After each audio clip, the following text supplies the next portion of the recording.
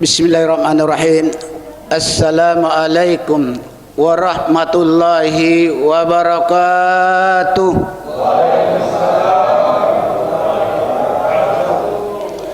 Alhamdulillahirabbil alamin wassalatu wassalamu ala asrafil anbiya'i wal mursalin sayyidina Muhammadin wa ala alihi wa sahbihi man tabi'ahum bi ihsanin ila yaumiddin, amma ba'd. Faqala ta'ala fil Qur'anil Karim, a'udzu billahi minasy syaithanir rajim. Bismillahirrahmanirrahim. Ya ayyuhalladzina amanu kama kutiba alal ladzina min qablikum la'allakum tattaqun. Shadaqallahul adzim.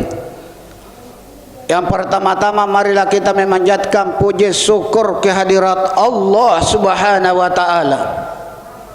Karena Allah lah yang memberikan berupa nikmat, yaitu nikmat Islam, nikmat iman, nikmat kesehatan, dan lebih-lebih lagi nikmat kesempatan untuk melangkahkan kaki kita menuju rumah Allah Subhanahu wa taala, untuk melaksanakan salah satu kewajiban kita, yaitu salat Isya berjamaah yang baru-baru telah dilaksanakan dan insya Allah akan dilanjutkan dengan salat sunat tarawih.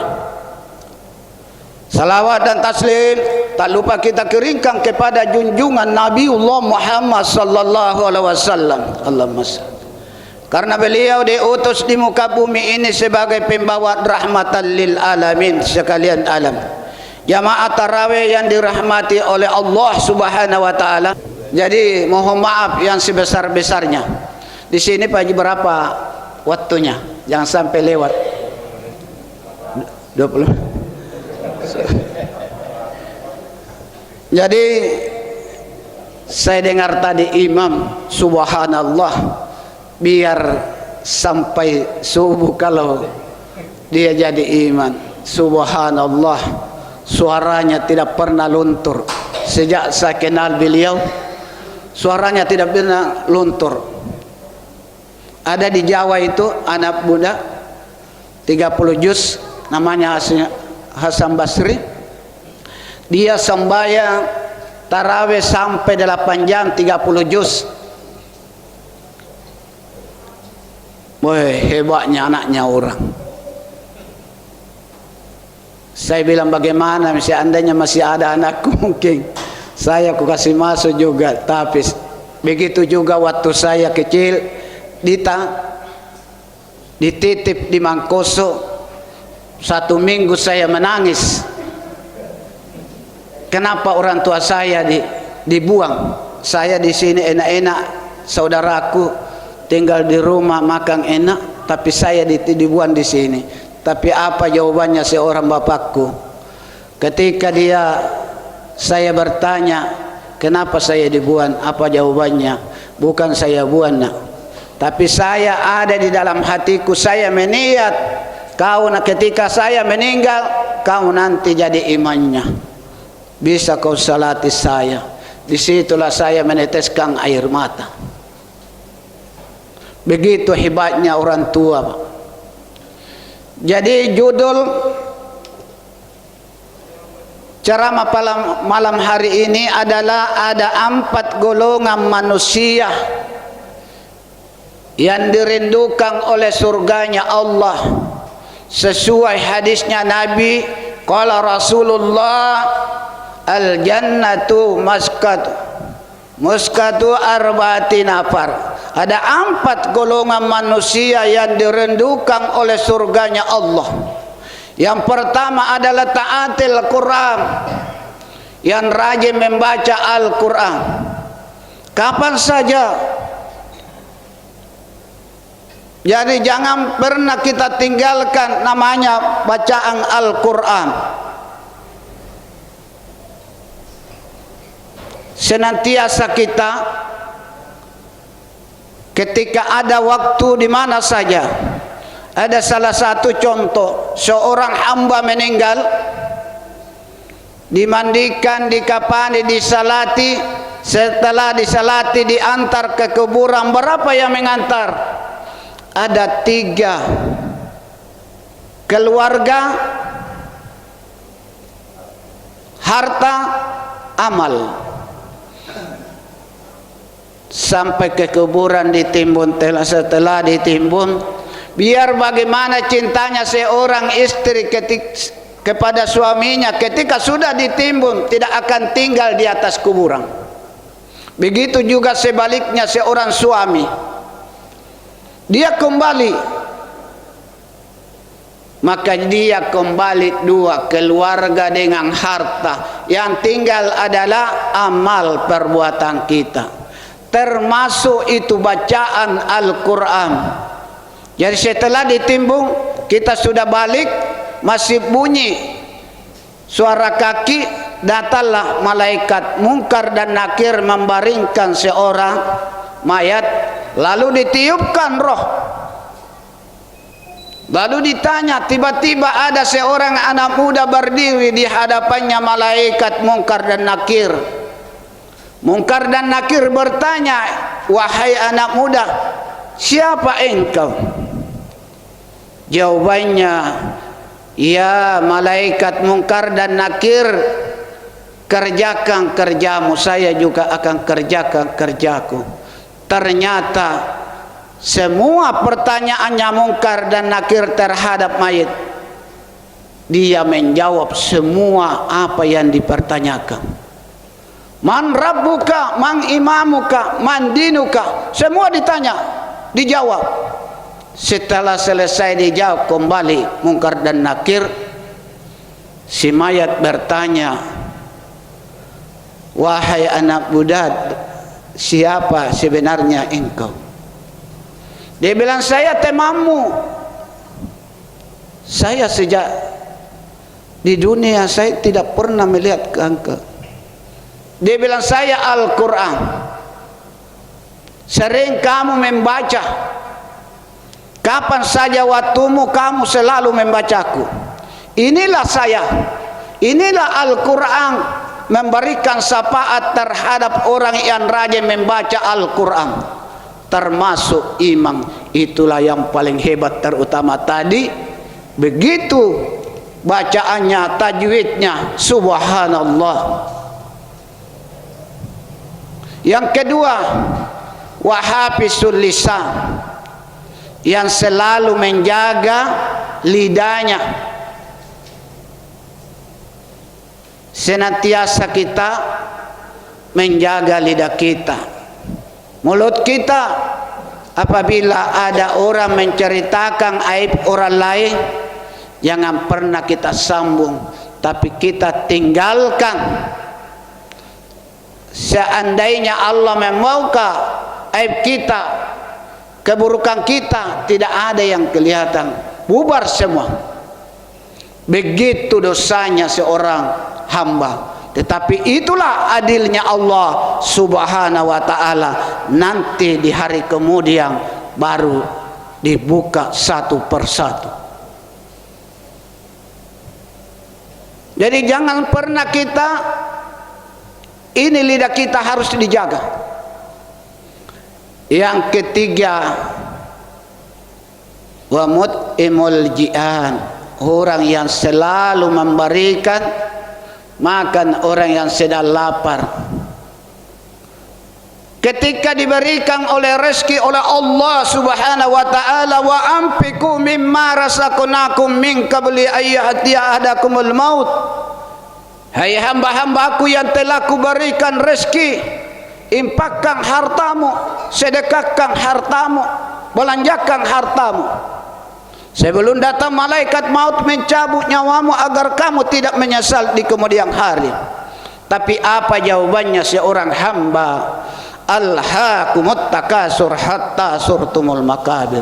Terima kasih ya Allah, mumpun saya diberikan kesehatan, mumpun saya diberikan kekayaan, saya bermega-mega dulu, lupa bahwa dia sudah diintai oleh malaikat maut.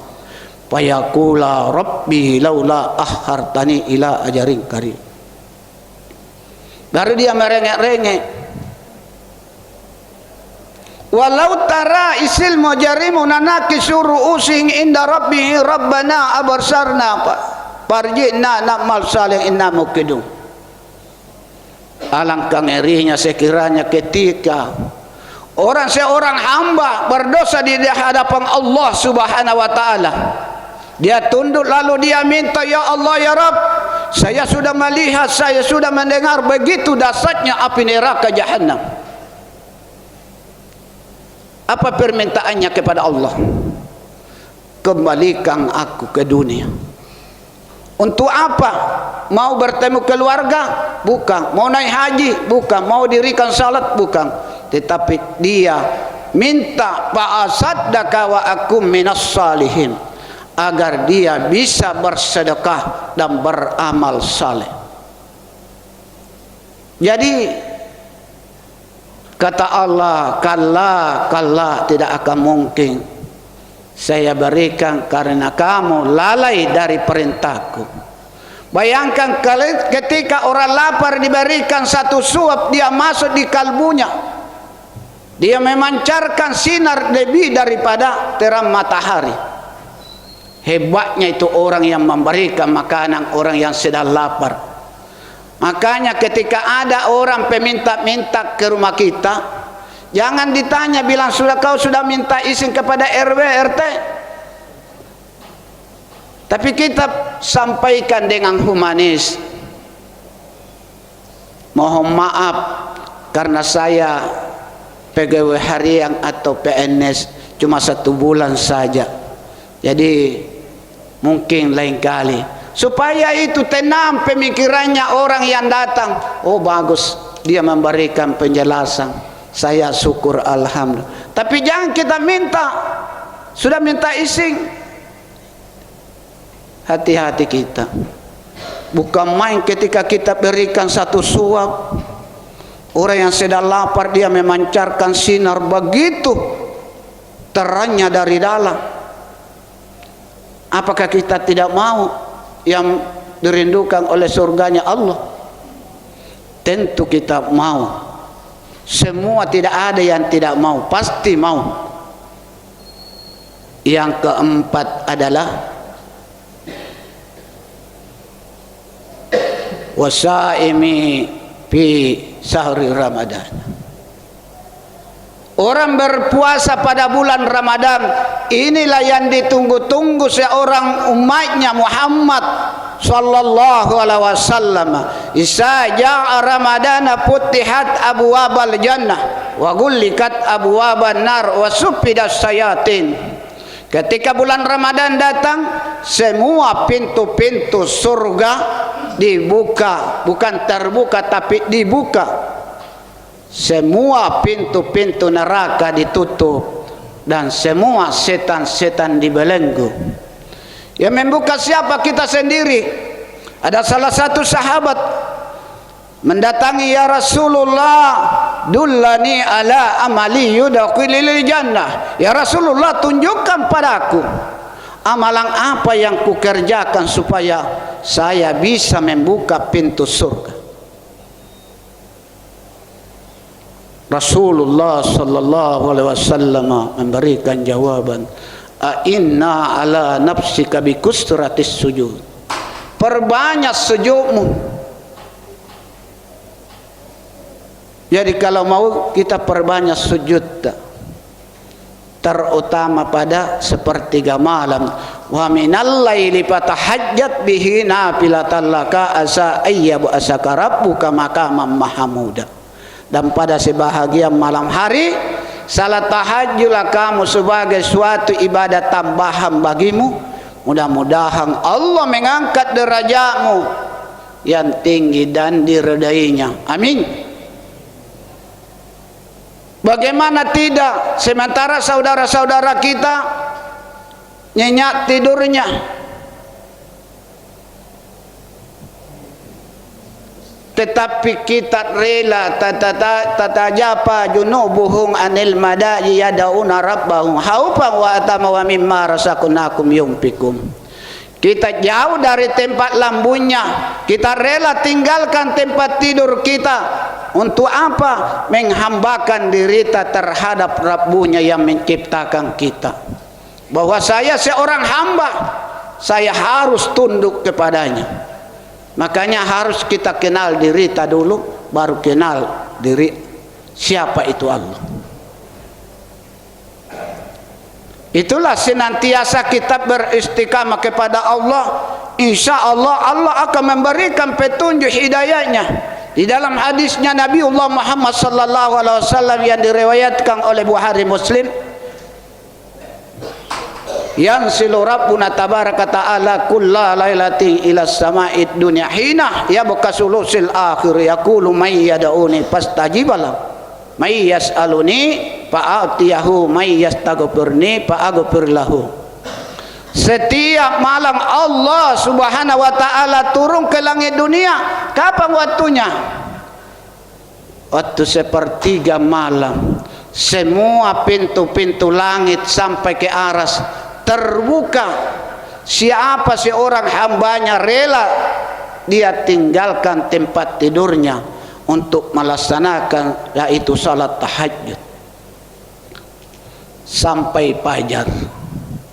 Lalu Allah berfirman, barang siapa berdoa kepadaku, aku akan kabulkan. Hakul yakin tidak ada Tuhan selain Engkau ya Allah yang pantas disembah dan tiada daya upaya kekuatan kecuali dengan pertolonganmu.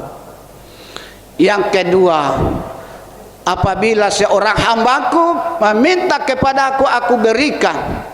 Barang siapa meminta ampunan, aku ampuni segala dosa-dosanya. Jadi kalau orang berpuasa pada bulan Ramadan, kita diampuni. Man sama Ramadana imanan wahtisabin ghufir lahu ma taqaddama min zambi. Barang siapa berpuasa pada bulan Ramadan karena iman dan mengharapkan ridanya Allah atau pahalanya, maka Allah berfirman, aku ampuni segala dosa-dosanya. Apakah kita tidak mau diampuni dosa kita? Sementara manusia itu tempat dosa dan salah. Makanya senantiasa bulan ini, marilah kita senantiasa manfaatkan sebaik-baiknya. Karena akan ditinggalkan kita tidak lama lagi. Mungkin sisa 12 hari. Marilah kita polkan. Kata Ustaz Daslati, gaspol. Tapi dia sakit kasihan. Ada di luar negeri. Jadi marilah kita senantiasa meraih namanya rahmatnya Allah, maghfirahnya Allah, berkahnya Allah. Senantiasa kita mudah-mudahan kita diberikan petunjuk hidayahnya, taufiknya, sehingga kita kembali menjadi fitrah. Tapi sebelum saya tutup, ada doanya Jibril, ada 3 ketika Nabiullah Muhammad sallallahu alaihi wasallam tidak lewat Pak Haji waktunya, dia akan membaca khutbah 1 Syawal, dia mengaminkan 3 kali. Setelah membaca khutbah turun, ditanya oleh salah satu sahabat, ya Rasulullah, apa itu diaminkan tadi?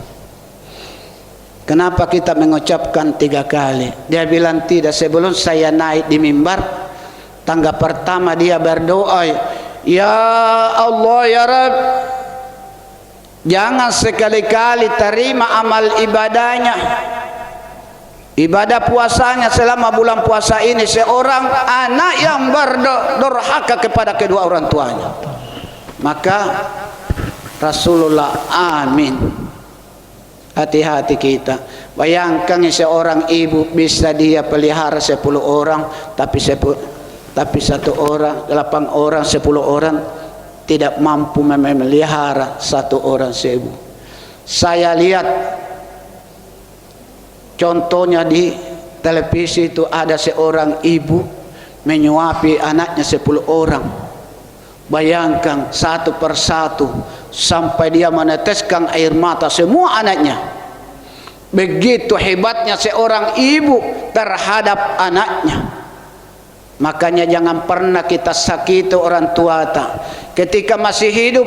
Marilah kita senantiasa pelihara yang baik. Jangan kita biarkan begitu saja. Itulah pintu surga yang paling dekat.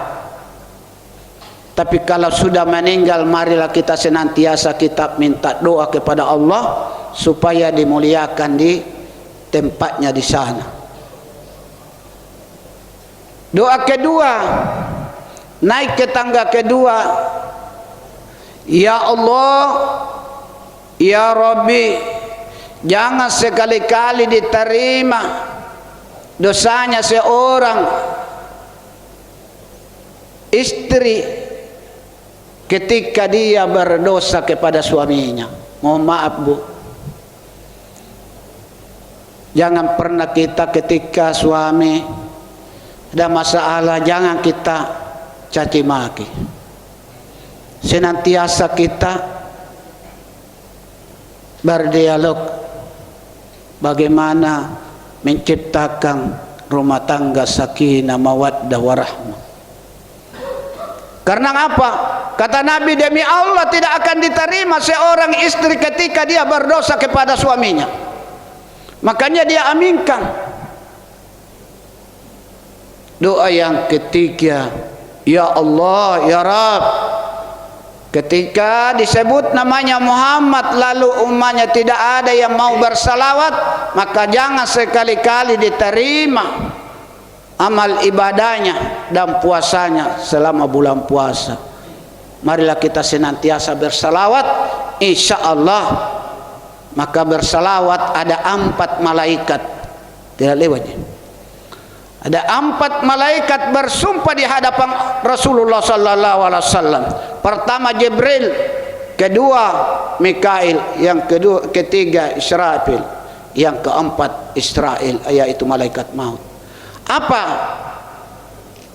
doanya? Jibril katanya, ya Rasulullah, ya kekasih Allah, aku bersumpah di hadapanmu, ketika ada seorang umatmu bersalawat minimal 10 kali dalam satu hari satu malam, saya akan tuntun dia ke tiang ihdinas siratal mustaqim sampai ke pintu surga. Malaikat kedua Mikail, ya Rasulullah, ya kekasih Allah, aku bersumpah di hadapanmu, ketika ada seorang umatmu bersalawat minimal 10 kali dalam satu hari satu malam, aku minumkan air telagamu. Kata Rasulullah, kalau dia minum seorang umatnya Muhammad tidak akan disentuh api neraka jahanam. Subhanallah. Yang ketiga Israfil, ya Nabiullah, ya kekasih Allah, ya Rasulullah, aku bersumpah di hadapanmu ketika ada seorang umatmu bersalawat minimal 10 kali dalam satu hari satu malam, aku sujud minta doa kepada Allah, aku tidak bangunkan kepalaku sebelum dikabulkan doa. Wih, hebatnya orang bersalawat. Yang keempat malaikat Israel atau malaikat maut, ya Rasulullah, aku bersumpah di hadapanmu, ketika ada umatmu bersalawat minimal 10 kali dalam satu hari satu malam, saya akan cabut nyawanya seperti nabi-nabi yang terdahulu. Subhanallah. Mudah-mudahan kita malam ini diturunkan malam Lailatul Qadri lebih baik daripada 1000 bulan. Insya Allah kita diberikan rahmatnya Allah. Mari kita berdoa, mudah-mudahan Allah memberikan rahmatnya Allah, berkahnya Allah, ampunannya Allah, dan kembali kita menjadi fitrah. Insya Allah akan dimasukkan ke dalam surganya Jannatun Naim. Amin amin ya rabbal alamin. Wabillahi taufiq wal hidayah. Assalamualaikum warahmatullahi wabarakatuh.